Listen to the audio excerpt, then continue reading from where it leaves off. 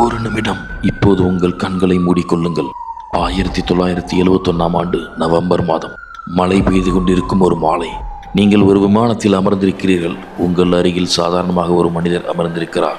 கருப்பு கோட், வெள்ளை சட்டை, கருப்பு டை, கையில் ஒரு பிரீஃப் கேஸ். அவரை பார்த்தால் ஒரு வங்கியில் வேலை செய்யும் அதிகாரி போலத்தான் தெரியும். ஆனால் அடுத்த சில மணி நேரங்களில் அந்த ஒரே மனிதன் அமெரிக்காவின் மிகப்பெரிய பாதுகாப்பு அமைப்பான FBI-ஐ 50 ஆண்டுகளுக்கும் மேலாக தலைகுனிய வைக்கப் போகிறார் என்று அந்த விமானத்தில் இருந்து யாருக்கும் தெரியாது. நான் இன்று சொல்லப் போகும் ஒரு கதை ஒரு விமான கடத்தல் பற்றியது மட்டுமல்ல. ஒரு மனிதன், ஒரு திட்டம். அதற்கு பிறகு அவன் வரலாற்றிலேயே ஒரே ஒரு தடயம் கூட இல்லாமல் காற்றில் கரைந்து போன மனிதனின் கதை. 1971 ஆண்டு நவம்பர் 24ஆம் தேதி அமெரிக்காவின் போர்ட்லாந்து விமான நிலையம்.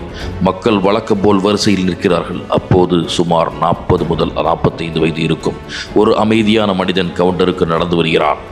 ஷாட்டிலுக்கு ஒரு ஒற்றை வழி டிக்கெட் வேண்டும் என்று கேட்கிறான். அவன் பணமாக $20 கொடுக்கிறார். அவனுடைய பெயரை எழுதுகிறார், டான் கூப்பர். அதுதான் இன்று உலகம் முழுவதும் DB கூப்பர் என்று நினைவில் வைத்திருக்கும் பெயர். ஆனால் அந்த பெயர் கூட உண்மையான பெயரா இல்லையா இன்று வரை யாருக்கும் தெரியாத மர்மமாகவே இருக்கிறது. விமானம் புறப்பட்டது. அனைவரும் அமைதியாக இருக்கிறார்கள். கூப்பர் ஒரு விஸ்கி ஆர்டர் செய்கிறார்.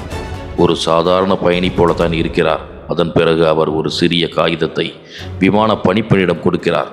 அவள் அது யாரோ தொலைபேசி எண் கொடுக்கிறார்கள் என்று நினைத்து பார்க்கவே இல்லை.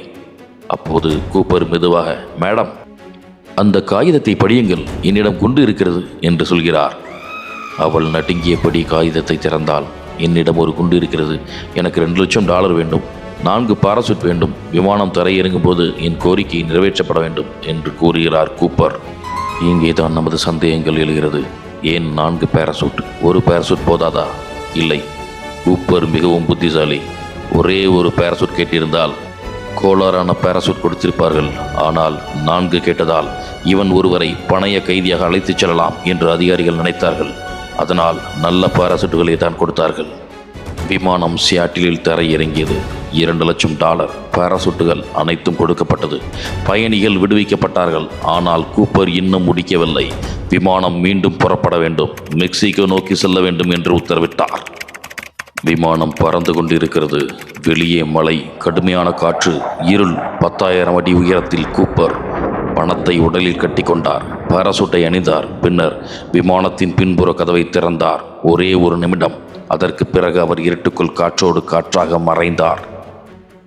அதற்கு பிறகு யாரும் அவரை பார்க்கவில்லை. உடல் கிடைக்கவில்லை, பாராசூட்டும் கிடைக்கவில்லை, பணமும் கிடைக்கவில்லை, அவரின் உண்மையான பெயர் கூட கிடைக்கவில்லை. FBI 45 ஆண்டுகள் 800க்கும் மேற்பட்ட சந்தேக நபர்களை விசாரித்தது. ஆயிரக்கணக்கான ஆதாரங்களை ஆய்வு செய்தது.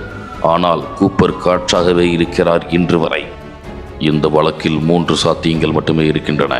முதலில், குதித்தவுடனே இறந்திருக்கலாம். இரண்டாவது, அவர் இராணுவத்தில் பயிற்சி பெற்றவராக இருக்கலாம். திட்டமிட்ட இடத்தில் பாதுகாப்பாக தரையிறங்கி இருக்கலாம். புதிய வாழ்க்கையை தொடங்கியிருக்கலாம். மூன்றாவதாக, அவருக்கு உதவியவர்கள் இருந்திருக்கலாம். இன்றும் இந்த 3இல் எது உண்மை என்று உலகமே தேடிக்கொண்டிருக்கிறது. ஒரே மர்ம மனிதன், ஒரு விமானம், ஒரு பிரீஃப்கேஸ், $2 லட்சம், ஒரு பாராசூட். அதன் பிறகு 50 ஆண்டுகளுக்கும் மேலாக ஒரே ஒரு கேள்வி மட்டும்தான், DB கூப்பர், நீ உண்மையில் யார்? இந்த வழக்கு இன்றும் அதிகாரப்பூர்வமாக உலகின் மிகப்பெரிய தீர்க்கப்படாத விமான கடத்தல் மர்மங்களில் ஒன்றாகவே உள்ளது. அடுத்த மர்ம வழக்கில் மீண்டும் சந்திப்போம். நான் உங்கள் நெல்லை சரவணன்.